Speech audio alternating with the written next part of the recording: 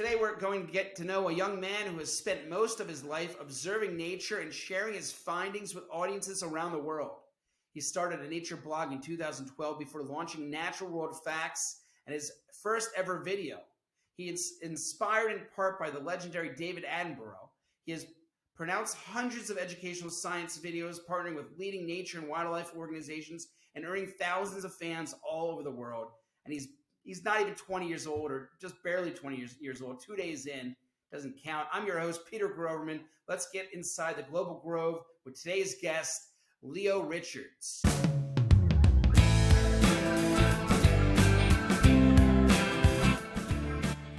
You were just a kid. You're just a crazy science kid who liked bugs. Yeah. So then how did you get into film and now getting millions of views on videos? How did you go from just being a bug kid to a guy with 500,000 followers and millions of views and thousands of likes? Well, I always knew that the dream job for me as a kid was to basically do what David Attenborough does, to somehow get on the telly or something like it and be able to talk about animals to other people and get them excited about it too.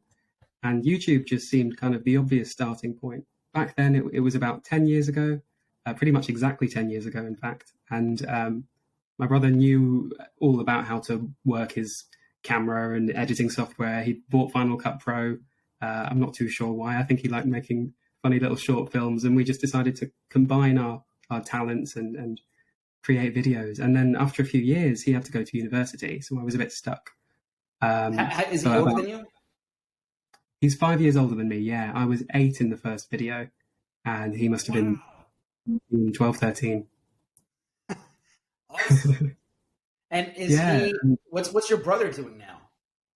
He studied computer science, and now I think he works at something to do with web servers and quite, high up involved with the sort of behind the scenes of internet servers, which is quite exciting. Goes over my head, but definitely exciting stuff. All right. So then he helped you. You guys kind of parlayed his experience and him being a little bit older with your interests to now create this like booming series. And it's been 10 years.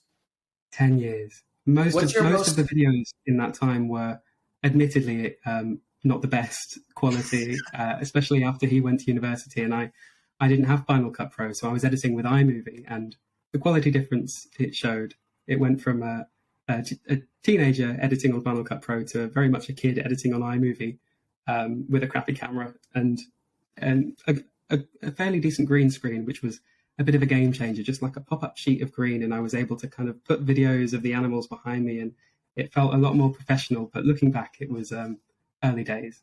And then in the last few years, I picked up the channel again and thought, I can do better now. But I need to find something that's particularly exciting, something that can grip people, that maybe hasn't been done before in the way that I can potentially do it. And that was the deep sea. I'd become very obsessed with it. And I just saw this whole potential there were so many stories down there, so many mysteries and so much information that I thought that wasn't that publicly available.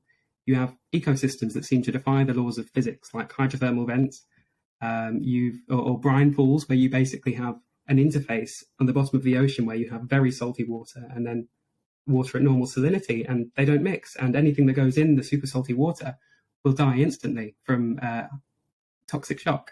And I just remember thinking, there's so much going on down there. It's still being explored, and I want to tell this story. So that became kind of the focus of my channel for the next few years, and it took off. And that basically grew my channel from a tiny little kid talking about animals to what is something that's now seeming to be a lot more popular. A little bit daunting, but a lot of fun. So walk me through your first video that got like 100 views. Because 100 views. Yeah, how did it start? It was like 100 views. Then you got one that got 500 views. Then, or was it just like a level up? Like it wasn't a gradual climb. You just had one thing that just hit, and then you're like freaking out. So what hit? What was it? There was one video that I made as a kid that got very popular, but it was how to care for fish and how to care for your fish.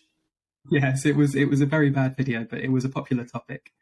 that got 1 million views back Wow! then. And how old were you? I have no I must have been 11 or 12 when that one hit 1 million. So you're running around the house, and your mom and dad are like, "What? What are you doing?" Right? I'm not too sure. I don't think it really hit me. I was just kind of confused as to why people many people. How did that happen? Like who? Like because you made the video and then you sent it to like 3 people. I made the video. I just released it on the channel alongside my typical content, which was the sort of great white fact file, elephant fact file, 2-minute videos about specific animals. And I thought, nobody's going to watch this. It's goldfish. I just had goldfish and I thought, I can make a video from this. I didn't even know what I was talking about. Most of the tips in that video I would probably not recommend. Or, it was nothing special. But a lot of people have goldfish. And that was kind of my first realization that, YouTube really can have the potential to pick things up. It's just you need to know what's popular and how to. And at the time, I then thought, no one had made a video at the time that was how to take care of your goldfish in 2012, especially when it's like probably a cute kid giving a narration on something about his fish, right? I guess so. I don't know what was so appealing about it, but there were a lot of hate comments to go with it. So I don't necessarily know the conversion rate of views to people who stuck around to see the end. But then the first video that genuinely took off and people seemed to really enjoy, and that I was glad that it took off, was my first ever deep sea one, Deep Sea Gigantism Explained. That was the first big one. Okay, so walk us through that. How did you had an interest in gigantism? Yeah, I'd made a video a couple of weeks before about the Greenland shark, which has always been my favorite animal. Yeah, oldest creature on the planet, right? Yeah, they live to 500 years potentially. They are almost completely blind. They have a parasite living in their eye called Ematocoitic elongata, I think. And nobody knows why, but it's found in the eyes of every single specimen that has ever been recovered. Just one of the eyes. It's just a strange symbiosis that seems to be prevalent in this species. And I made a video about them, and they display deep sea, they exhibit deep sea gigantism, which is the tendency for animals in the deep sea to be far larger than animals in the shallows that are kind of related to them. And it comes from this, the fact that a larger body size means that you have, I think, a smaller surface area to volume ratio, which means you're going to lose less energy through your skin to the surroundings. So essentially you become more efficient and your metabolism can be greatly slowed. So in the deep sea, where food is incredibly scarce, animals like the Greenland shark benefit from having slow metabolisms and not using up all their energy super fast, like, say, a pelagic predator like tuna or the mako shark. And I was reading into it a bit more after making that video and thought, there are a lot of cool examples of big animals in the deep sea that are quite exciting, like sea spiders in Antarctica that grow as big as dinner plates. Everywhere else in the world, they're no larger than 1 millimeter. You have isopods in the deep sea, the giant isopod that grows about the size of a cat. Again, isopods everywhere else, woodlice or roly-polies, the little bugs you find in your garden under bricks and logs, only that big. Deep sea, that big. Amphipods, you see them on the shore under seaweed. They're the little insect-like things that jump around like little fleas. Deep sea, that big. Supergiant amphipod, Alicella, gigantea, I think. I could be muddling scientific names there. But yeah, basically there's this trend and there's these incredible animals that not a lot of people talk about.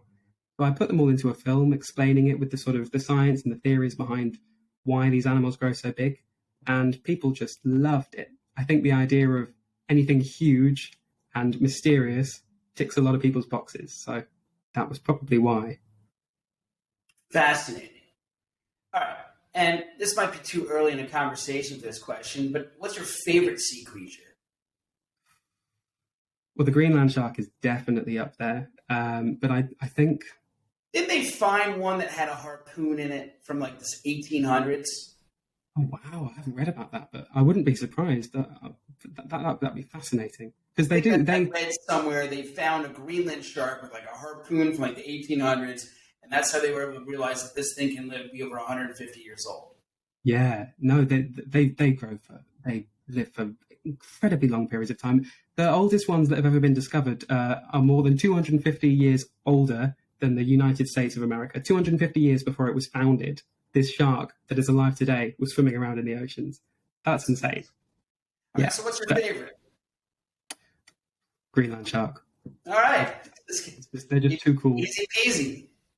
Yeah, that's easy peasy. That's good. Yeah, all right. Well, I've always been a penguin person. I don't know if that counts as a deep sea. You know, penguin's pretty sick. Actually, I learned an interesting fact from one of my lecturers in a lecture the other day, which is that penguins actually can be considered deep sea because some species dive below 200 meters to catch food. And the deep sea, where you kind of start defining the ocean as deep sea, is below 200 meters because that's where light from the sun is starting to dim. It's not really sufficient to support photosynthesis. So you get the aphotic or the dysphotic zone with no primary production in the form of photosynthesis, where animals instead have to rely on scavenging and eating marine snow, which is these particles of poo and dead animals sinking from the productive surface waters. And penguins, because they often dive below that interface, are deep sea creatures, which is very cool. So yeah, they definitely count. All right. Even better. Yeah. So let's get. So you are clearly an expert. Is there any other facts that you find, like, what is the most, like, you've learned a lot? You're probably the world's leading expert on the deep sea. I doubt that. 10, top 20? No, the lecturers at my university, every time they open their mouths, I'm learning something new, and I'm like, I need to make that into a video. Well, then maybe don't let me misrepresent that. You're extremely knowledgeable, and you've got a platform which is well regarded and respected in the industry. Your professors appreciate or know about you and your accomplishments?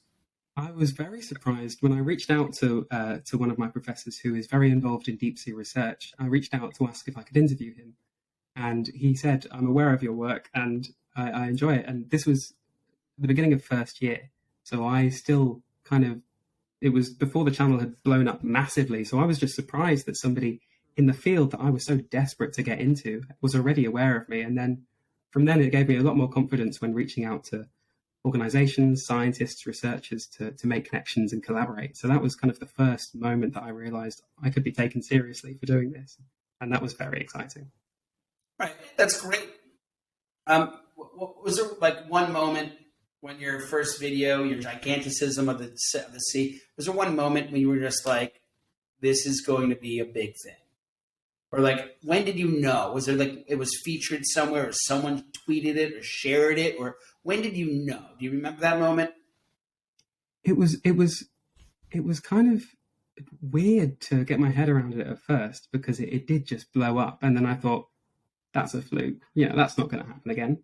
I released another deep sea film, blew up. Whoa, people are liking this more and more. And then eventually it just got to the point where I started university after about a year of making deep sea films, doing marine biology. And I realized that they could kind of coexist. And it slowly helped me get into this world of collaborating with people in the field. And that was probably the moment that I kind of realized that it is in itself a career. It is in itself, it's more than just a hobby at this point. So I don't know if there was one. And is this the goal? Like, what do you want to do? Like, you're going to school for what? And where are you studying? What am I studying or where am I studying? Both. I study marine biology at the University of Southampton, which is a fantastic place for it. They have an entire separate campus on the water called the National Oceanography Centre. And it's just this hub of marine science. They have cruise ships that come in and dock. They have deep diving ROVs. They have some of the leading experts in the field. Have you gone in one of the deep dive ROVs yet? No, I haven't, sadly. The ROVs are the robots that they send down, but I think they possibly also have submersibles on the ships, but I haven't been able to go on the big ships. I don't think it's part of the course, sadly, but I'm hoping to kind of speak to the right people and maybe worm my way on board. Otherwise, I'll have to stow away. Yeah, let's do it. I'm going to help you. I want to go with you. I'd be down. Sounds awesome. Are you familiar with the Ocean Cleanup Project in Boyan Slat? I think so. Is that where they develop the big ships that sort of funnel the trash into the into the middle. Yeah, he's going to go clean up the Great Pacific garbage patch, which is amazing. Yeah, I had the honor of meeting that guy. He's a legend. So I've been, I love I'm obsessed with the ocean, everything about the ocean, the seafood, the life, the marine life, the idea of how these creatures navigate. Sea turtles, to me, fascinate me. Yeah, I think we don't give a lot of the creatures in the sea at least respect that they deserve. They become a commodity, and they're just getting harvested like crazy. So let's hop into that. So the ocean's clearly plagued with problems, right? Definitely. Are we done? Like, have we gone too far here? And now it's going to be like future generations are going to miss out on whales and biodiversity. There will definitely be a significant loss in biodiversity. There already has been, and at the rate that things are going, a further loss is unavoidable. One good thing is that the ocean system, it seems to be fairly adaptable. So the life and the ecosystems will always find a way somehow to rebalance themselves and come to a new equilibrium, but it won't be the same, and it won't be as biodiverse. It'll be very much a compromise.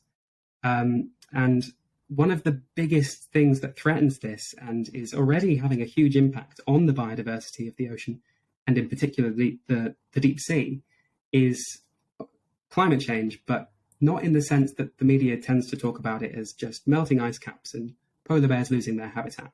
One of the biggest issues with climate change is that the warming surface ocean enhances something called stratification, which is essentially the layering of the ocean. If you have a warmer surface water, you get less mixing with the deep waters underneath, and less mixing means that less of the organic material, so say dead plants and animals and algae and their poo, which contains carbon that the plankton have taken out of the atmosphere at the ocean surface, less of that material is getting mixed with deep water, sinking to the bottom, where it forms layers on the seafloor and eventually gets turned into carbonate rock. That isn't happening at the same rate because of the warming leading to the stratification. And if that keeps going at the rate that it's going, you're basically going to starve the deep sea. You're going to get a feedback effect that continues to make the problem worse, less and less carbon being absorbed into the ocean. And in the deep sea, you get a spread of anoxic zones, so zones without oxygen, and that just kills off everything living there. So it's just, there is a point where climate change will cause irreversible damage to this entire system, and we are nearing it, and it is quite terrifying. All right, so let's walk through, what are the top 5 biggest threats to the deep sea or to the ocean right now? Definitely, so climate change in the sense that the warming ocean. Also, if you get more of the poles melting, you get, it's hard to get my head around because the chemistry of it has never been my strong point. But you might have to cut some of my pauses out here. Okay. No, your pauses are... Okay, yeah. Cold water holds more dissolved oxygen than warm water, because when the water's warmer, the particles are moving around faster and the oxygen molecules can escape more easily. So in the poles, you have these incredibly complex communities on the sea floor of giant organisms exhibiting polar gigantism, which is similar to abyssal gigantism or deep sea gigantism, because they don't have the same oxygen-based constraints on body size. There's so much oxygen in the water that it's not a limitation. So if you get warming poles, which we are at a faster rate than anywhere else on the planet, that constraint becomes very real for these animals that have already adapted their morphology to a place where oxygen isn't the limitation. So these polar giants are very much under threat from climate change at the poles. And I'd say one of the other issues that's particularly concerning is the potential impact of deep sea mining on the seafloor. All right, let's talk about deep sea mining. What is it? Basically, on the seafloor, every time, well, not every time, but on items of debris like shells, bones, teeth, you get precipitating out of the seawater, you get these nodules of pure rare earth metals that grow around this debris. So things like cobalt, nickel, and all sorts that people have their eye on now because it has potential applications in mobile phones and, crucially, electric cars. So they argue that the key to a sustainable future with electric cars for the batteries is to mine these nodules. But the problem is, in order to mine these nodules, at the moment, the machines that they've developed to do this will go on the ocean floor, drive along it, scrape up these nodules, tear up ecosystems, grind up all the animals living on them, and there is a whole host of sessile or stationary animals living on these nodules, pump it to the surface through these pipes that travel up through the water column to a ship at the surface. And these pumps along the way generate enormous amounts of noise that gets in the way of whales and especially migratory animals. So noise pollution, you get noise pollution, you get the grinding up of seafloor life, and you get a plume kicked up by these machines, plumes of dust. And what that dust does is it clogs up these gelatinous, fragile animals that live suspended in the midwater of the open ocean. So all these impacts from deep sea mining. Now, you wouldn't justify tearing up a tropical rainforest to build an electric car. These ecosystems are arguably more biodiverse than many of the planet's rainforests, but they're out of sight. They're out of mind. People don't see them. They don't care. They think, oh, it's just a weird world at the bottom of the ocean. When am I ever going to see that? How is that going to affect me? But, it's all about money, and the people who have already invested millions, if not billions, into the infrastructure and the engineering behind these machines are just not open to anybody saying no, because they are already driven by the fact that they've invested so much into it. Even to the point where now, I recently spoke with a scientist from a fairly new mining company, deep sea mining company called Impossible Mining, who have proposed that this technology, this dredging, grinding technology, is now 30 years old. We have the capabilities to create far more efficient, far more sustainable and less damaging methods of mining these nodules. So, for example, she's been working on essentially what are like drones that will sink down through the ocean, to the water column, hover above the sea floor, and use AI and cameras pointing at the sea floor to detect where the nodules are, and take only the nodules that don't have animals living on them, and always leave behind enough nodules in a specific pattern that you still have wildlife corridors on the seabed for the sessile animals to spread through. Because if you're just mining big tracts and big swathes of nodules, there's no way that animals over here can get over here and migrate, and their territories are shrunk and they die out, or there's less spread of genes, and you just get all these issues related to biodiversity. So despite this proposal of this new sustainable technology, people don't want to hear it because they've invested millions already in the other stuff. All right, well, I don't think you're going to make me any more depressed. I don't want to ask what the final two issues of the ocean are, but go ahead. What are they? What the final two? Yeah, climate change. You got lack of oxygen in cold water. You've got mining of the sea floor. I'm going to go with overfishing is obvious a problem. Yep. And then we're going to go with garbage, floating plastic, right? Yep. Plastic is a huge issue. It's already in tuna, in canned tuna in the stores. We're already full of microplastics. There's a very interesting video by a YouTuber. I can't remember the name, but he looks at all sorts under the microscope. And he took some samples of sardines and tuna just from, an upmarket grocery store. And there it is, tiny little, they look like little kind of fluorescent specks or tiny hairs, and they're microplastics. We're eating them already. Once they're in the food chain or the food web, they're impossible to get out. So that's already something that is essentially irreversible. And plastic's still being produced, mass-produced and used en masse. So I'm not too sure what the solution to that really is, apart from kind of a global unified approach to cleaning up and stopping it at the source, if at all possible. And oil mining is a disaster, right? Because you have leaks, it's contaminating the ocean, creating oil slicks. The Gulf of Mexico still hasn't recovered. I can't remember what it was called, but a slick that was not too recent killed off a great deal of the biodiversity there, and we're still seeing the impacts of that now. And I think you're talking about noise was a big one.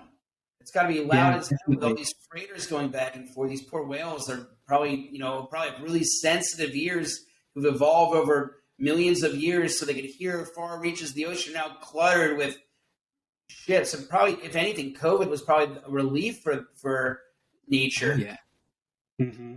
Because now people are going back on cruises and all of that. And these ships that crisscross the ocean, scientists have mapped the routes of cruise ships, say, over a period of months. And they've also mapped whales based on trackers that they've placed on them. And what they see is that every time a whale comes near somewhere that a ship has been, like the line that the ship has drawn across the ocean, it turns around. There's another ship, it turns around. Another ship, it turns around. These whales typically, travel incredible distances between feeding grounds and breeding grounds, between Antarctica and the tropics. They can't if they're constantly afraid of this noise that's just overwhelming their very sensitive, ears, and getting in the way of these migratory behaviors. It's quite daunting to think how they're being affected by it. And on top of that, you have something called, I believe, echo. Oh, I can't remember what it's called. But when they're looking for where there are deposits of oil under the seabed, they send along these ships and they send a sonar down.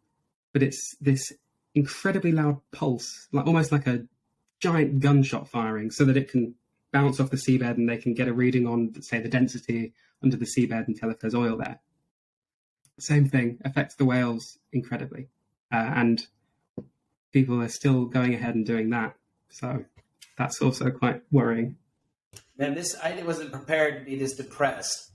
Now, let me ask you another question. Are octopuses as smart as everyone says they are? Yes, octopuses are very, very smart. Have you seen I stopped eating octopus because they're too smart. I think that's a fair. Do you eat do you eat fish? I do. I usually justify it by saying if I'm going to study marine life, I need to know how it tastes. But I do hold back on things like octopus because, like you say, they are very intelligent. And of course, it's good to know where certain fish comes from. So there's I think in the UK we have a label on fish. It might be FSC approved with a little tick, and that means that it's sustainably caught rather than through unsustainable dredging methods in marine protected areas and so on. So as long as you're kind of aware of where the fish comes from, you can kind of make sure that you're not contributing to the sort of very damaging practices. I'm not too sure if they have a similar system in America, but they probably do. All right, so what's the dream? What do you want to do? The dream? Yeah, what's obviously you're bringing attention to the ocean and the deep sea and putting light on something that, to your point, no one sees, out of sight, out of mind. Let me ask you: are you you going to keep following? Are you going to go more of like a conservation route? Do you like being behind the scenes, just the voice on the subject, the category? Do you want to be more of a face, front-facing persona, or where do you want to? I know this organically all came to be. You started out just being a little kid running around with bugs, and now here you are. Millions of views on YouTube. But was this the dream, or is this the dream, or what's next? The dream is to essentially do what I do, but for television or for Netflix or for somebody who can take the reins with the production and the footage, and I can just write and present and either preferably be there in person, like you say, putting a face in front of the camera and having a personality very much like David Attenborough, just because he was so inspiring to me and to so many other people that I kind of want to be able to do that too for the next generation. But that is an incredibly difficult thing to get into. I definitely am not going to do anything on that scale, but that's the dream for sure. Well, you're already in it. Yep, you're pretty in deep. You're doing great. I think at 20 years old, you can't buy a beer in the U.S. You've done more at least for the deep sea than thousands and thousands of people who've tried to bring attention before you. So you should be really proud of yourself. Thank you. I'm pretty proud of what you're doing. I appreciate that. Yeah, you got a really good brand you're building. You got amazing, engaging content. I'm curious about your sponsors. You work with VPN. Who's this VPN company? Where does it work? You have a VPN who's your sponsor, right? I just sort of whichever sponsor emails me first. Oh, really? And then, Okay, so walk me through the business side of what you're doing. How do you get sponsors, and what does one need to do to become a sponsor? I'm not too sure how it works on the sponsor side of it, because I think it's typically agencies that reach out to YouTubers like myself and say, hey, we're partnering with this brand. They think you'd be a good match. Do you want to talk about them for 60 seconds and we'll pay you some money for it? And I'd be like, yes, on one condition. I can put it right at the end of the video rather than in the middle or at the beginning. And some of them say yes, some of them say no. I turned down Audible. I've turned down Raid Shadow Legends about 8 times. Just I don't think it's the right fit.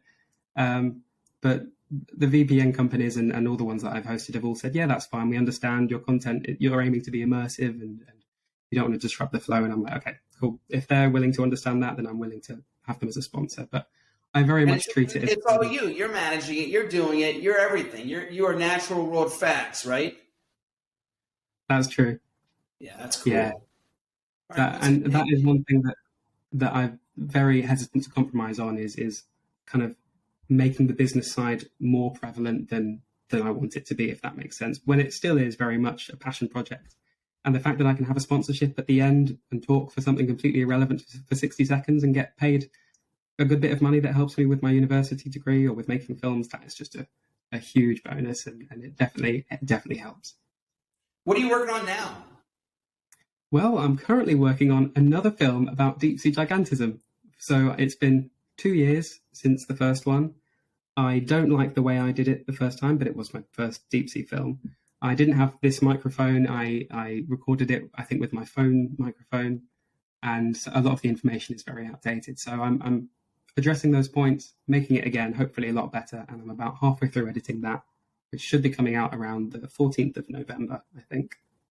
That's but cool. Also, yeah, and along with that, quite a few series on the go at the moment as well, which have become a bit overwhelming, but very exciting at the same time. So I've got one that I'm filming myself in the New Forest, which is this huge wildlife reserve, a huge national park, not too far from where I am. And it's just chock full of British wildlife and has a lot of biodiversity compared to much of the UK, which is very depleted. I think I read somewhere the other day that the United Kingdom is one of the most nature depleted countries in the world. Well, it's also one of the oldest societies, and there's been so many different wars and civilizations. It's seen things. Yeah, that's true. But even today, I mean, although there is quite a good focus on rewilding recently by a lot of local councils, and people are stopping trimming the hedgerows, or they leave the verges by the farm roads and things like that to allow wildlife to thrive there still. But I think only 8% of British countryside is accessible to the public. So there isn't a lot of room to enjoy it or connect with wildlife, and that's quite a big issue. All right. Well, let's talk about these crabs that went missing last week. What happened? These Alaskan king crabs. Oh. 1 billion of them are gone. They don't know where they are, and the Alaskan state here in the U.S. canceled the king crab fishing season for the first time ever. Oh, wow. I haven't read much about this. Is there typically a time in the year when they go out and harvest them? Yes. These are those big, tasty, delicious, long leg crabs that you see at like a buffet that everyone loves. They're gone. Oh, wow. Like the snow crabs are also gone. And they don't know where they are. Any ideas where these crabs went? What could have happened? Do they have like the equivalent of like crab flu or like COVID for crabs that could do a big die-off? Have you ever seen something like that happen? I haven't personally heard of something that's affected a population on that scale in the deep sea or in the ocean, but I dread to think what's happened to them, because that's definitely concerning. They are very important components of an ecosystem as top predators. So I'm scared to think what the sort of effects of that are going to be in other parts of the food web and the biosphere. I hope they just moved. They're just hiding. Yeah. Maybe they thought, water, said, screw you, we're going over here and playing hide and seek. But, screw the humans. They've gone deeper. What else should we be aware of that we're not? I'm conscious. I think everyone saw that turtle that had the straw up its nose. And it's amazing to me how that one video, it created an incredible pivotal. That one turtle and that one video of a turtle with a plastic straw up his nose caused billions of straws never to see market. Yeah, that's kind of cool. Definitely. Made fun of it for a minute. Oh, no plastic straw. Paper straws suck. But I'm like, you know what? If anything good can come out of it, let that be the hardest, worst part of my day. It's not going to use a paper straw instead of a plastic straw. But guess what? It's not going to be around for a million years, right?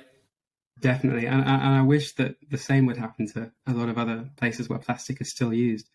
But it does go to show what works in getting the public engaged and the public to care about matters like that is they need something visual and dramatic. And there is a lot of opportunity to present the public with, genuine videos that do show the devastation that everyday plastic use is using. And it just takes, I guess, social media, putting it in the right places to make people aware of that.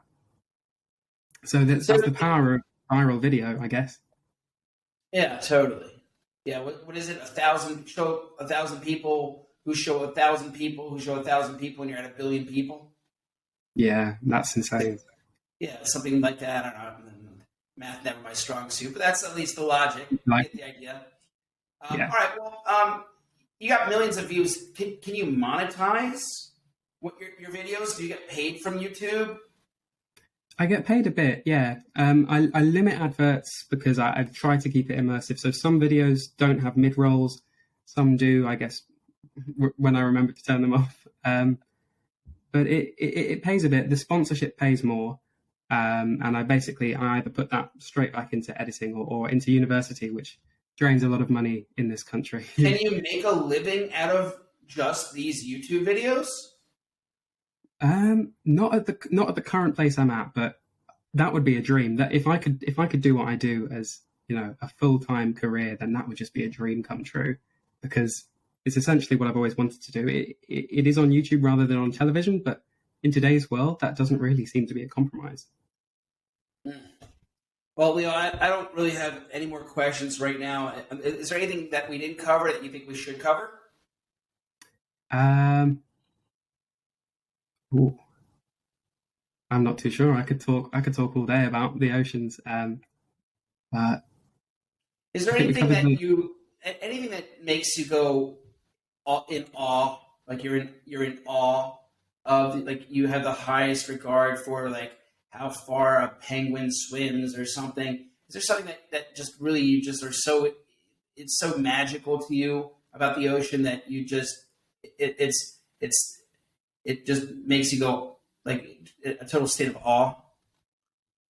Hydrothermal vents. What are those?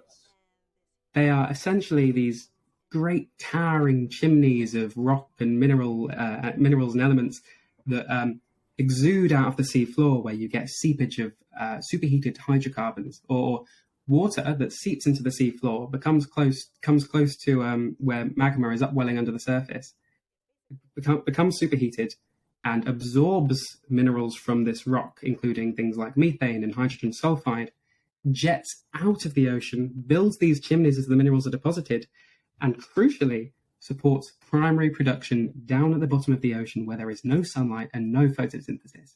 So you get a process that is equivalent to photosynthesis called chemosynthesis.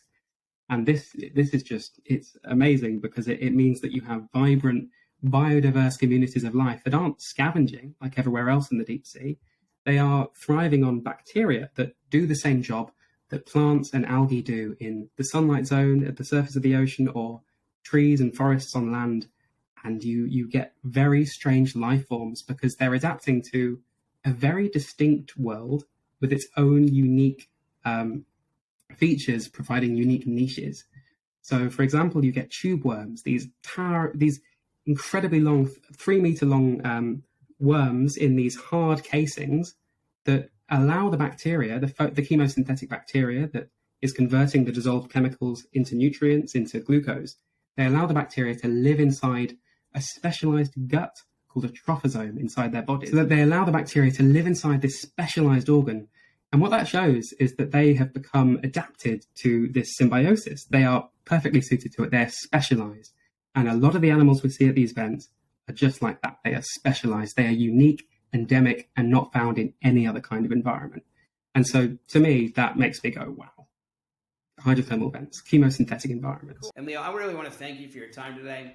I think you're a fabulous human. I'm really proud of all your work you've done. You inspire so many people. You've touched so many lives. You shine a light in a world that no one even knows exists, let alone forgot about. And you really have an inquisitive nature about yourself that's genuine and contagious. Leo, I'll catch you later. We're going to be in touch. Thank you.